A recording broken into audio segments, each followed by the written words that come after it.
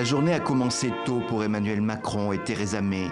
Le président français et la première ministre britannique sont venus poser la première pierre d'un mémorial dans le village de Vers-sur-Mer, un hommage au sacrifice de 83 000 hommes, les soldats du Royaume-Uni et du Commonwealth ayant débarqué en Normandie ce jour de D-Day, le 6 juin 1944.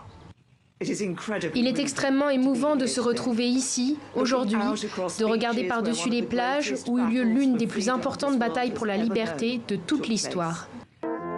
Un éclatant ciel bleu règne sur la Normandie qui commémore ce jeudi le 75e anniversaire du débarquement allié. Quelques 160 vétérans, aujourd'hui très âgés, ont fait le déplacement, ainsi que plusieurs chefs d'État et de gouvernement. À Courseulles-sur-Mer, c'est Justin Trudeau, le Premier ministre canadien, accompagné du Premier ministre français, qui rend hommage au courage de ses compatriotes. Plus de 5000 sont morts ici. Grâce à eux, nous vivons dans la liberté et dans la paix. Grâce à eux, les valeurs de paix et de démocratie définissent notre pays.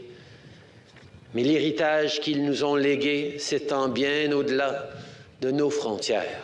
Un autre village, Colville-sur-Mer, un peu plus tard. Ici, c'est le courage des troupes américaines qui est honoré. Dans ce cimetière, près de 9400 tombes sont parfaitement alignées. Donald Trump parle d'alliances forgées en pleine bataille, de liens indestructibles.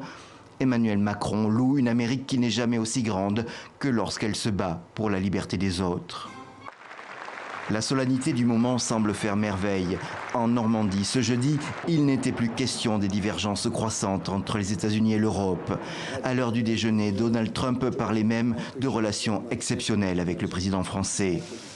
En fin d'après-midi, Emmanuel Macron a présidé à Colville-Montgomery une cérémonie en l'honneur des 177 Français du commando Kiefer, des fusiliers marins des forces françaises libres, les seuls Français en uniforme à avoir participé au débarquement.